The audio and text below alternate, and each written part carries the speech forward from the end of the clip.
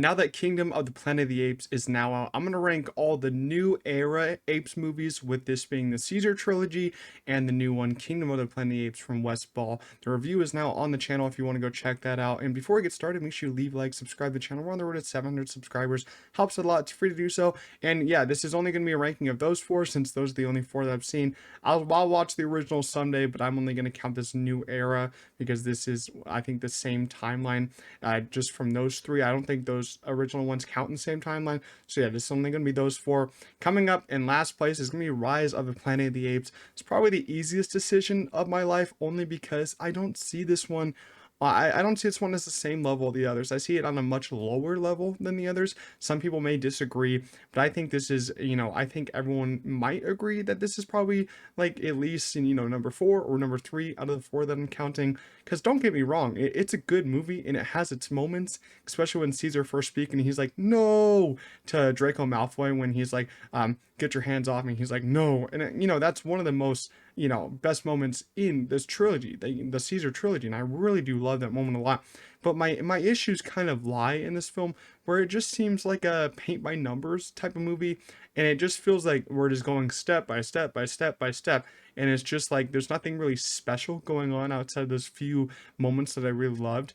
And, the direction isn't really anything special if you do compare it to a movie like Dawn of the Planet of the Apes, War from the Planet of the Apes. The direction, it doesn't feel like there's any really great stuff going on here, and I feel like the pacing was all over the place. It's not even as long as the other two, but it felt longer. But I really did like how they handled Caesar's origin story. You get to see him grow up from being a baby, and you get to see him like kind of start talking, as I said, and you get to see him with James Franco's character. Their relationship was truly one of the most special things about this movie. But when Franco's character is away from Caesar, when Caesar is kind of in that captivity and with all the other apes and kind of getting bullied because he's wearing clothes, I thought that was a funny moment. I just really didn't care about James Franco's character at that point. It just felt like, just get back to Caesar, or just get back for both of you guys together. That's all I kind of wanted.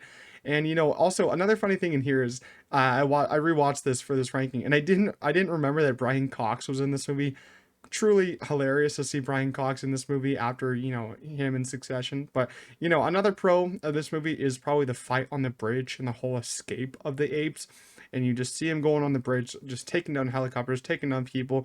And, this is kind of the start and kind of the catalyst of this whole trilogy when they escape, and this one guy gets infected with that one disease and all the humans start getting infected. But, this is kind of the start about it. And one of the best scenes from the movie, and kind of, and kind of held it together, was that bridge escape. So I thought that was probably one of the best moments from keeping it to being in, a good film compared to an okay film, because I still enjoy it, but it's not really one that I'll go back to every time I want to rewatch this trilogy. Kingdom of the Planet of the Apes takes that number 3 spot, but it could go even higher on a rewatch, because this is only off of my one watch I saw in the early screening, and I plan to watch it at least 2 more times, maybe even more if I keep liking it even more.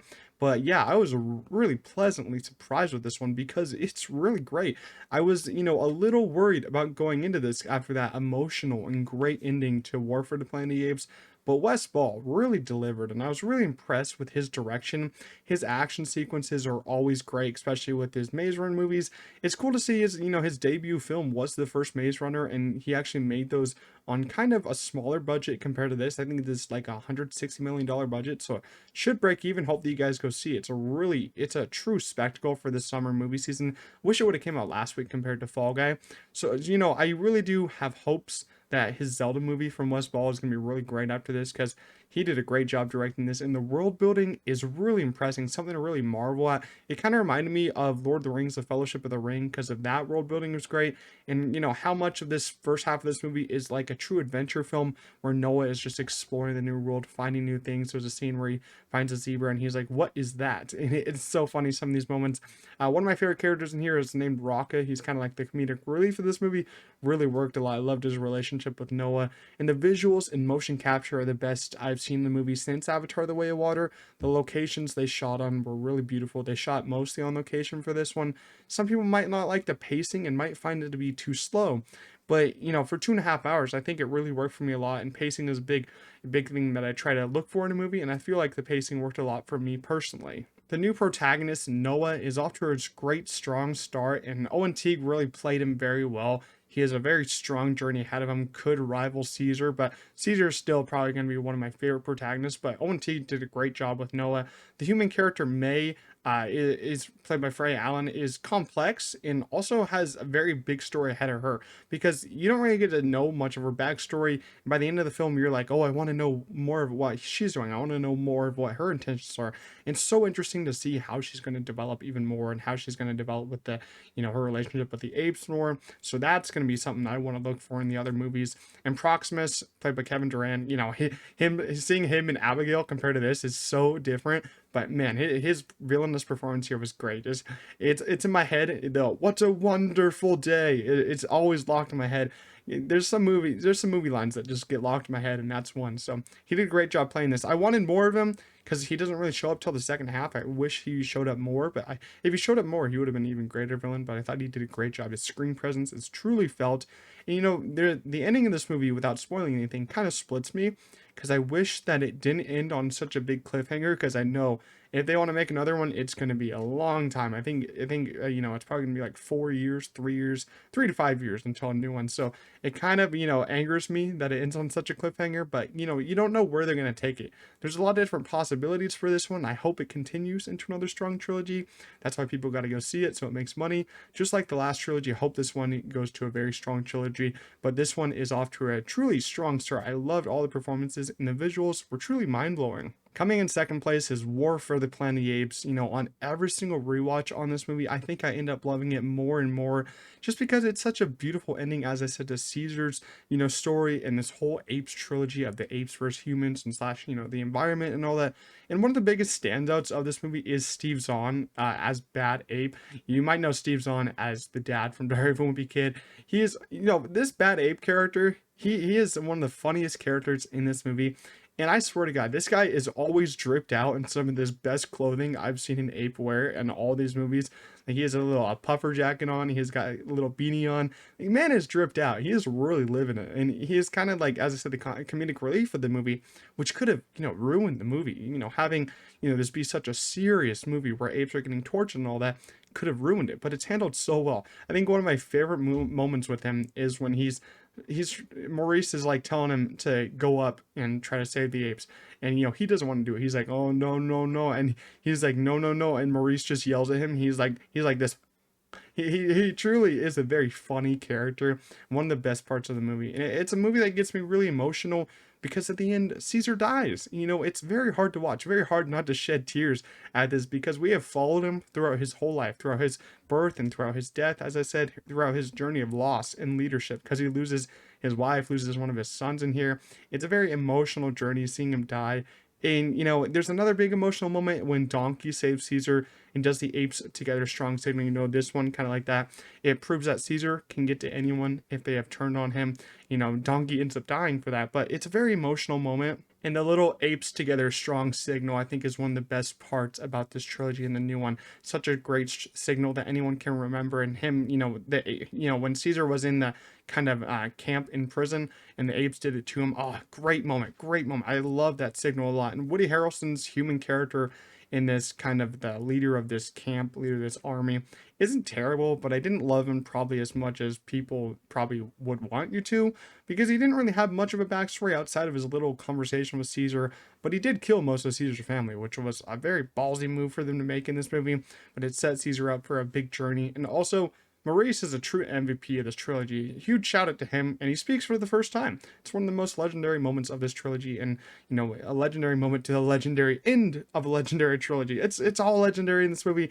Very emotional movie. Not the number one though. The number one is Dawn of the Planet of the Apes. This is truly the Dark Knight of the Planet of the Apes movies. A badass sequel that levels the playing field and is much darker than the first movie. A big part of why this is, such a big turn in quality and much darker is because Matt Reeves came on and directed this one, and also he directed War for the Planet of the Apes. You might know him from directing, of course, The Batman. We all know him, and we all know that movie, and we all love that movie. He really knew what he was doing coming into this movie, and I don't know where these movies would be without him. He truly changed the game on these. And it actually has the most interesting human character with Jason Clarke, who is, who we actually cared for because he cared for and wanted to protect Caesar and the other apes. He stood for what's right. And I am going to say he's my favorite human character of these kind of new era apes, because I would say May is my favorite because she's very complex, but I don't know what her true intentions are at the moment. I really have to wait until that trilogy is over to see where she's going to go, because we are, of course, are going to see more of her. But yeah, I think Jason Clarke's character is my favorite human character so far. And I love seeing the apes with the war paint on. That's true badass and a scary image, but it's on point. In this, you think this is Caesar's movie, another Caesar movie, but this is truly Koba's movie. He's the true villain and a true, Joker to this Dark Knight kind of story. And you can't really help but feel bad for this guy. He thinks every human is bad because he was tortured and ruined kind of in the lab. He has a lot of scars on him.